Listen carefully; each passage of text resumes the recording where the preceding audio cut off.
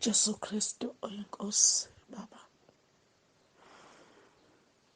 Ngizwa nje izwi nje likhulumayo ukuthi la ekhaya leZwi bakhona abamelene nezwi likaNkulunkulu. Bese ngibona abazalwane khona abaphumayo khona abangenayo. Konke sikwenzayo sizenzela thina. Ngelinye ilanga uthola isimanga usubuzwa ngakho lokhu. Jesu Kristu inkosi. uJesu Kristu inkosi, ngiyabingelela baba, bingelela nomama, bingelela nomndeni wonke egameni kaJesu Kristu. uJesu Kristu inkosi ngempela baba. Ngithi ake ngidlulise nje ubufakazi ukuthi nje ngempela ubaba mesathi sibiyelwe la ekhaya leZwi. Ngikubonile lokho, ngikubonile ngempela. Bekade sanjele uma la ekhaya umamezala wami sebekwa kuleli sonto elidlulile. uNkulunkulu wenza okukhulu engingakwazi nanokuchaza, futhi ngibonile ukuthi bese kusebenza yena sekulwa yena laphayana. La ekhaya siwumndeni nje omkhulu, siyingxube evange, abakholwa abanye. Nje kahle kahle mina nomanje sikholwayo la ekhaya, ubaba akakholwa naye. Kodwa uNkulunkulu wasilwela ngendlela emangalisayo, ngendlela emangalisayo wangena kubaba. Yaxolisa noma bakhuluma abantu kwangathi uvala indlebe akasabezwa nokuthi bathini. uNkulunkulu nje wasilwela ngendlela emangalisayo, ngoba nakho kusho ukuthi kubalulekile ukukhuluma nomndeni wakho nje usaphila, utshela ukuthi ufuna wena uma uhamba kwenzeke lokhu nalokhu. uNkulunkulu wama nathi, uNkulunkulu wangenelela ngendlela emangalisayo. Ubaba nje wenza njengoba umakade amtshele saphila ukuthi ufuna yena uma ehamba umthuno wakhe nje uhambe ngokwabazalwane, kwenziwe izinto zonke lezi zenziwayo. uNkulunkulu wasimela uNkulunkulu ngendlela emangasayo. Ngizodlulisa nobufakazi ukuthi ngempela uNkulunkulu uyema nomuntu. Ngempela sibiyelwe, ngempela ubaba mesha ethi sibiyelwe la ekhaya leZwi. Ngiyambonga kakhulu uNkulunkulu nje wengenzela okukhulu, nami okumangalisayo ngisamangala namanje nje ngisathi inkosi, hayi ngempela wathi akasekhona sezulwini uNkulunkulu la emhlabeni. Ngiyabonga kakhulu bazalwane, ngiyabonga baba, inkosi nibusise, amen. Jesu Kristu uyinkosi Baba. Ngizwa nje izwi nje likhulumayo elithi khulekelani ukudla before nikufake emakhabetheni enu ngoba kunalo moya obakhona. Jesu Kristu inkosi. Jesu Kristu inkosi. Nami ngiyambonga uNkulunkulu benami emkhosini, wangisiza wangipha amandla, la amandla besephila khona. Kodwa uNkulunkulu ubelokhu engipha amandla. Ngibonga umkhosi engingawazi. Wathi ubaba kuqala wathi umkhosi 21 days ulula, uyawudlula umkhosi o7 days. Ngimbonile uNkulunkulu engithwele, ngiyambona uNkulunkulu enami. Ngiyambonga kakhulu uNkulunkulu, nongena emkhosini ngithembeke nje phambi kaNkulunkulu. Ngiyambonga uNkulunkulu, ngimbonga uNkulunkulu nokuthi kade ngikhulekela ingqondo yami ukuthi iphenduke. Kuningi kade kusengqondweni yami abengibona ukuthi kuphambene nomthetho kaNkulunkulu. Ngikhulekela ingqondo yami, ngambona uNkulunkulu enza umangaliso. Kwathi ngilele ebusuku ngabona iy'nunu zifuna ukuphuma ngengubo yokulala. Kwafika nenhlizweni yami ukuthi lezi iy'nunu ngisho ukuthi besikule ngqondo, ilokhu ukungcola okade kusengqondweni. Ngiyambonga kakhulu uNkulunkulu ngoba uthe ubaba uma ebeka indaba yengqondo, ngayibona mina ingqondo ukuthi ayiphendukile. 2, ayikholwe yami ingqondo. Ngiyambonga kakhulu uNkulunkulu. Ngimbonge futhi uNkulunkulu nokuthi kade khulekela ukuthi angiphe indawo engizohlala ngedwa khona, because ngiba ne-challenge uma ngihlala namanye ama-student. Uma kumele ngikhuleke kuba nzima. Ngiyambonga kakhulu uNkulunkulu. uNkulunkulu ngiphendule lo mkhuleko lo kungakapheli no-21 days. Wangiphendula uNkulunkulu, wangenzela umusa. Noma kukhona ezinye izinto engiyidingayo ezingekho endlini, but ngibonga ukuthi bengilithola ikhathi sokukhuleka ngesikhathi engisithandayo, because uma uhlala nabantu ngenkathi uma sekumele ukhuleke kunzima kakhulu, ugcina usuba nokusaba ngoba niyashera. So ngiyambonga kakhulu uNkulunkulu. Ngithi uJesu Kristu uyinkosi, amen. Jesu Kristu inkosi baba, ngicela ukubingelela ntambama nomama nabazalwane bonke. Ngithi nje uJesu Kristu inkosi. Siyambonga uNkulunkulu baba osenzele umusa wokuphila nakulezi nsuku. Siyambonga uNkulunkulu usithwalile sisemkhosini.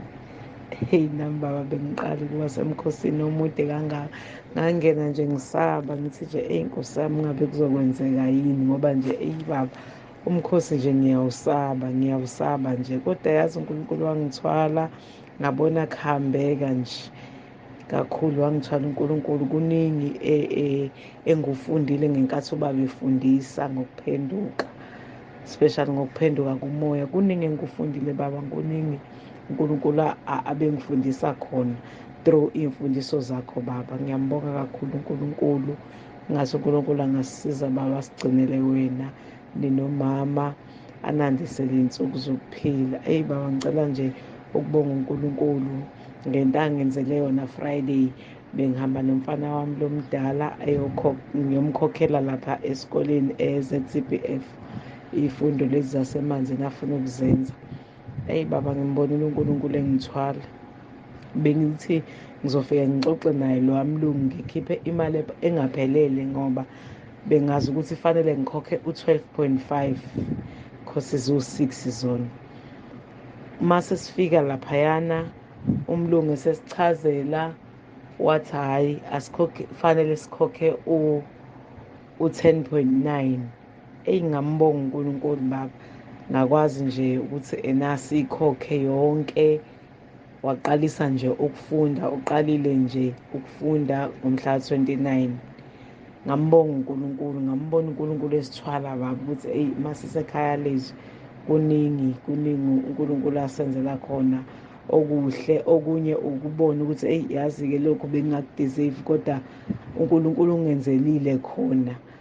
Ubone nje ukuthi hhayi lokhu nje nguthole ngomusa kaNkulunkulu, hhayi ngoba bengihlakaniphile, hhayi ngoba bengingcono kunabanye, kodwa nje nguthole ngomusa nje kaNkulunkulu. Baba siyabonga, ngathi uNkulunkulu angasisiza silalele konke lokhu sifundisa khona sikwenze.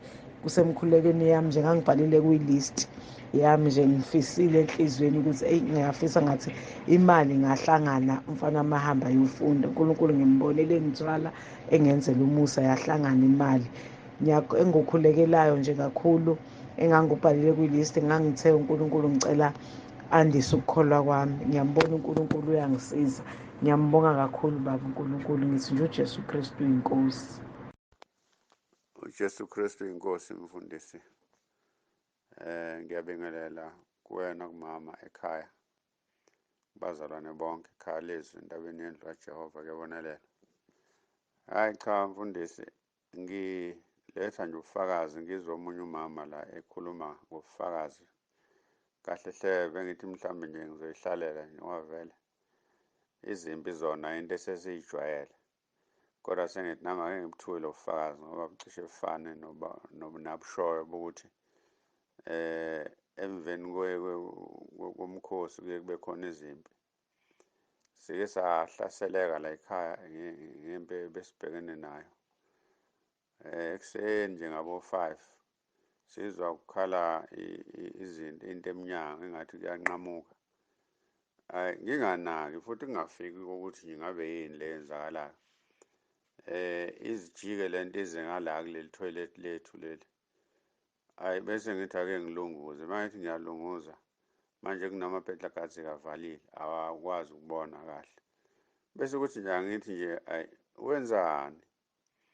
Ngizwe siyajomba, sinothango-ke lude lingaphezulu komuntu nje, womuntu omude liyalingana naye, ajomba ahlale ngaleni.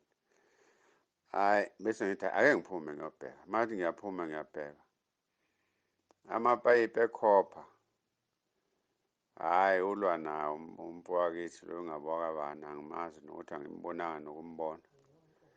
Shawa umpompi, athi manje la ngalapha ngakuthini, ubethi useyoshaya ngala ngakuthina-ke manje. Wanebhadi ukuthi ngimuzwe, yena beyitshela mhlawumbe silele flat. Hhayi-ke ngibona ukuthi ayo yimpi kodwa kokona-ke ayikho inkinga naye ufuna simkhulekele ngoba ukhona umoya ombethe ngoba le nto le azoyithatha nje into yeminithi yizeke noma esimoshile la ekhaya amanzi asisenawo bekade kunamanzi abesengadini esasithi siwavalile ngenxa yokuthi besiwathola kulabantu laba abazakhelayo sathi hayi kunokuthi senze siphambane ney'ntshumayelo oy'shumayelayo sawayeka manje siyaphoqeka ukuthi siye kuwona. Jesu Kristu inkosi mfundisi singaxoxa kuze kushone ilanga. Inkosi kubusisa asiqhubeke nje sikhole uJesu Kristu inkosi. Amen. Jesu Kristu inkosi Baba, ngibingelele kuwena Baba, ngibingelele umama, ngibingelele abazalwane bonke basekhaya leZwi nasentabeni yendlu kaJehova kuyabonelelwa. Ngiyambonga kakhulu bazalwane uNkulunkulu. Kade ngisemkhosini, so kulezo y'nsuku belina kakhulu izulu, ngishiye ingane yami ekhaya umfana. Ngaba worried ukuthi nje le ndlu izowa ngoba ayiplasteliwe ngaphandle. Ngakhuleka ngikuwona umkhosi ngathi Nkosi ngiyacela ungiphe imali yokuplastela. Ngayisho inani layo ukuthi kube yimalini ukuze iplastelwe yonke ngikwazi ukukhululeka uma ngingekho ekhaya. Ngasho ngabuya ngithe uma ngifika kubhidlikile lapho umthangala kodwa akusondelanga la endlini. Ngitshela umfana ngithi hhayi sizoba nosimende, ngizothenga usimende ngiwubeke lana bese iyaplastelwa le ndlu. Ngisho imali ayikho. Ngizofonelwa ngomunye umzalwane athi uNkulunkulu wathi kuyena akanginikeze leso samba saleyo mali le engangiyicela ngisemkhosini yokuplastela indlu yami yonke. Wathi lo mzalwane watshelwa ngoJanuwari mhla ka-1 wacela enkosini wathi nje no anginayo kwamanje kodwa mangiyithola ngizoba nayo. So ngomhla ka-25 ngabona efonini yami kungena u-cash send, waseyafona lo mzalwane wathi nayi imali uNkulunkulu athe angikunikeze yona. Ngakhala ngambonga kakhulu uNkulunkulu ngoba ibe yile mali exactly le engangiyicela ngoba ne-quotation ngasengiyenzile kumuntu oplastelayo washo ukuthi kuzoba yimalini. Ngacela leyo mali kuNkulunkulu, uNkulunkulu wenza umusa ngathola leyo mali exactly. Ngiyambonga kakhulu uNkulunkulu. uJesu Kristu inkosi. uJesu Kristu inkosi. Baba, ngiyabingelela kubaba nomama Sibande egameni likaJesu Kristu waseNazaretha nabazalwane bonke ekhaya leZwi. Ngidlulisa ukubonga Baba umsebenzi kaNkulunkulu awenzile empilweni yami nasemndenini wami. Kade ngikhulekela ukuthi umfana wami wesibili athole umsebenzi, angakhethi imisebenzi ngoba baba wayeka phakathi nendawo enze i-IT. Bengilokhu ngikhuleka ukuthi akabuyele esikolweni, ethi hey mama, hayi ngcono ngiyosebenza uze ngikwazi ukukulekelela. Kepha uNkulunkulu omuhle ungenzela umusa. Nonyaka last week wathola umsebenzi. Ngiphakamisa udumo olukhulu kubaba uNkulunkulu ukuthi azawuthola naye umsebenzi. Ngiyabonga baba kakhulu ney'fundiso zakho baba, siyakhula usuku nosuku. Engathi inkosi ingasigcinela wena nomama ngoba siyakhula. Nangenkonzo yangoLwesine yomama, ngimbone emkhulu uNkulunkulu kuze kujabule umama uma ngimlalelisa athi hawu naze nabusiseka. Ngiyabonga kakhulu inkosi inibusise. uJesu Kristu inkosi. Amen. Amen. Bamtsimande siyabingelela egameni kaJesu Kristu waseNazaretha. Bamfundisi sibingelela ekhaya leZwi, sibingelela entabeni kaJehova kuyabonelelwa, sithi uJesu Kristu uyinkosi. Nami ngithi angibonge bamtsibande, umntwana wami uphumelele kahle ku-matric ngobachelor, wathola no-distinction. Ngithi Nkosi yami ngiphakamisa uNkulunkulu, Nkosi yami ngibonga yena. Sibonga nanemkhuleko ade usisendela yona yokuthi bekhuleka abantwana before behambe beyobhala ama-exam. Sayithola imikhuleko Baba, siyawubona umsebenzi kaNkulunkulu wenzile kubantwana bethu. Sibonga kakhulu ukuthi uNkulunkulu akubusise asigcinele wena nomndeni wakho egameni kaJesu Kristu waseNazaretha. Sithi uJesu Kristu inkosi. Nkosi yami siyabonga bamtsibande nangezosipha lona ngaso sonke isikhathi, liyasikhulisa nakumoya ongcwele, lishintsha izimo nje nasemakhaya ethu. uNkulunkulu namandla onke bamtsibande, sithi uNkulunkulu nje aqhubeke njalo abe nawe, ungakhathali. Nesineke sakho siyasibona ngaso sonke isikhathi, uyasibekezelela. Ngithi ngiyangibonga nje bamtsibande, Nkosi yami, unyaka uqalile u-2024. Ngithi uNkulunkulu akuphe namandla ukuthi ungakhathali, uhambe njalo, ekusebenzise njalo uNkulunkulu kuze kufike ekugcineni. uJesu Kristu uyinkosi. uJesu Kristu uyinkosi. Ngiyabingelela baba umpostoli egameni lomfeli wethu uJesu Kristu. Ngiyabingelela ekhaya leZwi, ngibingelele entabeni indlu kaJehova kuyabonelela. Ngifisa ukudlulisa nami ubufakazi uNkulunkulu into angenzele yona ngisemkhosini. Ngiyambonga kakhulu uNkulunkulu. Kuma-prayer items ikhona engangicele ukuthi uNkulunkulu angihlukanisele iphimbo lakhe nelamadimoni. Kuthe ngelinye ilanga ngase ngiyaphupha-ke, ngiphupha iphimbo likhuluma lithi mane ngaboshelwa ejokeni linye nabangakholwayo, ngokuba kunabudlelwane, kunakuhlanganyela kuni ukulunga nokungalungi na, kunabudlelwane buni ukukhanya nokungakhanyi na. Ngambonga uNkulunkulu, ngathi mangivuka leli zwi ngilicinga ngalithola kumaKorinte esibili chapter 6. Ngambonga uNkulunkulu, uJesu Kristu inkosi. Okwesibili, ngaphupha ubaba umpostoli, sasihlezi sikhonza, ngathi sasihlezi nje nabazalwane sikhonza. Waqhamuka ubaba umpostoli wanginika idayari. Le dayari le ngathi yavuleka, ngabona kubhalwa amagama abantu. Ngesikhathi enginika ngiqale ngayibuka kuqala, ngase ngibona nami fanele ngibhale lami igama, ngase ngiyalibhala igama. Ngithe sengiqedile ukulibhala, waseqhamuka futhi ubaba umpostoli wasezoyithatha le dayari. Enhlizweni yami ngaba nalobo buhlungu ukuthi awu, umuntu omdala usefika uyanginika idayari ngiyabhala, engabe ngiyayibuyisela kuye, sekubuya futhi uzoyithatha yena. Ngambonga-ke kodwa nokho uNkulunkulu, ngathi Nkosi ngiyabonga ukuthi nami ukupruvile ukuthi into engiyicelayo uyayizwa, uyangenzela. Ngiyambonga nje kakhulu uNkulunkulu namandla nje anginike wona. Ngibonile empilweni yami ukuthi kanti umkhosi ka-40 days into elula kanje, ngendlela ebenginamandla ngayo, angaze ngizizwe ngikhathala. Ngomhla ka-15 ngathola netoha elalidinga ukuthi ube namandla, ngangisebenza ngilula ngendlela engakwazi ukuyichaza. Ngelibreak, ngelunch, ngihlale phansi ngidle. Wathi wabuza njengoba usisi engangisebenza nayo, hawu awudli? Ngithi mina hayi khululeka sisi, ngiyabonga. Ngingaphuzi lutho, ngiphuze nje ikhaphu yamanzi ekuseni, ngisebenze ngize ngizobuya ngo-4 ngiyi-right, nginamandla. Ngimbongile uNkulunkulu. uJesu Kristu uyinkosi. Amen. uJesu Kristu inkosi. Ngiyabingelela kubaba noma abazalwane bonke basekhaya leZwi entabeni yendlu kaJehova kuyabonelela.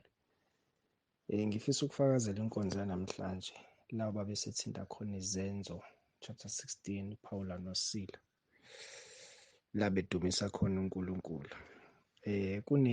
Omunye umdumisi kwelinye ibandla owayenandisa kwenye concert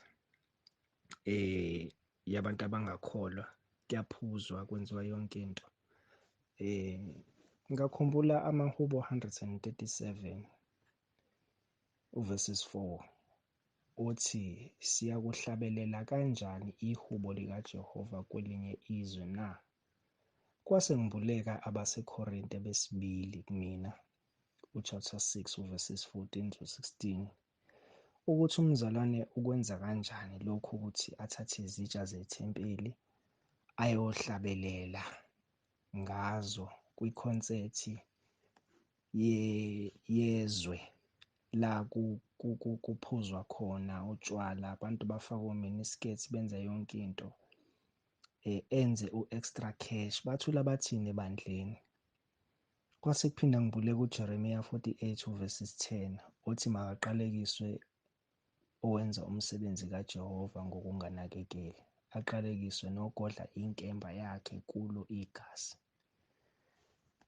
Maningi ama-scripture ambuleka ngalo mzalwane ukuthi linakuhlanganyela kuni ithempeli likaNkulunkulu ney'thombe. Kwaphinde kwambuleka futhi u-2 Chronicles chapter 20 verses 21. Kodwa-ke ngamqonda ngambuza lo mzalwane, wangilwisa ngaze ngaxolisa ngayisola. Ngathi hhayi. Kodwa-ke kuthe ubaba sekuhamba kwesikhathi ukuthi eseshumayela futhi ethi kwesinye isikhathi uyeke uthi udlulisa imeseji kaNkulunkulu, kanti imeseji kaNkulunkulu izosindisa omunye umzalwane, kodwa manje ifike yabo ngendlela angazi ukuthi ngayibeka kanjani. Wayithinta futhi naleyo, isikhathi sesisincane. uJesu Kristu uyinkosi. Amen. uJesu Kristu inkosi mkhulu, ngiyambingelela, ngiyamthanda ukuzobonga uNkulunkulu Baba. Kangiphethe ikhanda nje libuhlungu, ngavele ngathi uJesu Kristu inkosi, ngalala ngathi ngivuka nje baseliphelile. Leli gama liyaphila, elithi uJesu Kristu inkosi. Nezwi lasho ukuthi wanika igama eliphezulu wonke amagama. Siyambonga kakhulu uNkulunkulu Baba, uJesu Kristu inkosi. Jesu Kristu inkosi, ngiyabonga kakhulu. Ngiyabingelela baba, ngiyabingelela nakumama nabazalwane bonke basekhaya leZwi nasentabeni yendlu kaJehova. Ngibonga kakhulu umkhuleko ka-21 days bangiqala nokungena kuwona. Wathi usuzoqala nami ngaqala ngabalisa ukuthi ngiyi-chronic medication. Ngathi hhayi ngizongena kunjalo futhi angizowahla amaphilisi. Ngingenile noma bekuba khona iy'nsuku eziba nzima, kodwa nje ngikwazile ukuqeda. Ngibonga uNkulunkulu, ngibonga amandla akhe. Emva komkhosi nje ngibe nenkinga yokuthi bese ngivuvukala iy'nyawo, into engingayazi. So omunye umntwana wathi emsebenzini, hhayi mhlampe i-BP, ngumuntu ongahlushwa-ke i-BP, kodwa ngisho ukuthi anginayo. Ngibuye ngithobe la endlini mese ngihlala phansi. Ngithe nje ngisahleli ngiqeda ukuthoba, ubaba sekhaya ngisendele isithombe secishe waphuka unyawo.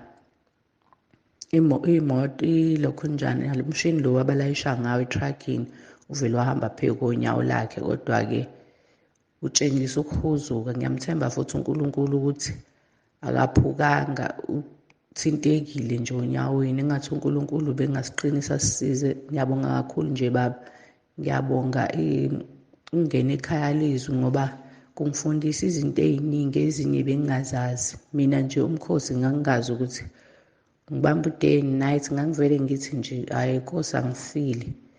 Ngithi uJesu Kristu uyinkosi. uJesu Kristu inkosi baba. Nami ngisacela ukudlulisa ukubonga kuNkulunkulu. Nami kade ngingenile emkhosini, manje ngibona ukuthi ayisibaningi kakhulu. So ngiyambonga nje kakhulu uNkulunkulu, bengiphathwa i-heartburn. Ngithe mangiqala ukungena emkhosini ku-2 days engizwa ukuthi bengisha baba indaba yokudlala, ngize ngisho ukuthi kanti namadimoni asha kanjena. Kodwa nje ngiyambonga uNkulunkulu othe wangisiza ngawuqeda umkhosi. Noma bekade kunzima, umuntu ubone ukuthi uyahlaseleka indaba yokudlala. Kodwa nje into bese ngiyikhulekela bengithi nje Nkosi, ngicela ukuthi ungisize uma ngingadlanga. Kodwa futhi uNkulunkulu ngiyambonga kakhulu. Bengiwalindele namaphupho amabi ukuthi mhlawumbe umuntu uzophupha edla. Cha, angifuni uqamba amanga. Hhayi kuthe noma kwenzeke mhlawumbe 2 days ngoba nakhona futhi ngilibonile icala ukuthi kungani, kwenziwa yini ukuthi kwenzeke 2 days. Ngibona ukuthi nami ngithe makuvuka izimpi ngahluthuka, ngahlulwa inyama, kodwa ngase ngibuyela kuNkulunkulu ngaxolisa nje. Hhayi cha, amaphupho amabi mina Nkosi yami angifuni uqamba amanga benginganawo. Ngimbonile uNkulunkulu ehamba nami kulo mkhosi, ngiyambonga kakhulu. Ngimbonile usathane befuna ukungikhipha emkhosini, engangokuthi bekade ngiqala ukungena emkhosini bengiqhaqhazela, ngithukile, ngisaba. Kodwa nje ngiyambona uNkulunkulu baba ehamba nami. Noma usathane bekade engizama engihlasela efuna ukuthi ngiphume, akazange uNkulunkulu ezivume ukuthi ngiphume. Noma amandla bekade ebuye ephele kimi endleleni, kodwa nje uNkulunkulu ngimbonile ukuthi ehamba nami. Kunevesi engilifundile ukuthi angisazi ukuthi likuba elithina-ke kunomuntu otshalayo bese bakhona oniselayo, bese uNkulunkulu eyasikhulisa leso sitshalo. Nami bengithe Nkosi, ngicela ukuthi ungisize ukuthi ungikhulise ngoba sengiyazi ukuthi isitshalo sikhulisa uwena. Ngiyacela nje Nkosi ukuthi ungisize nami ukuthi ungikhulise, nami ngikhule ekukholweni. Ngimbonile kakhulu uNkulunkulu, ngicela nje ukumupha nje udumo ukuthi uNkulunkulu ungisizile ehamba nami. Bekunzima kimina, angifuni uqamba amanga, bezivuka izimpi, yizwe ukuthi inyama iyahluleka manje, ifuna ukuthi ngathi ngingaphendula.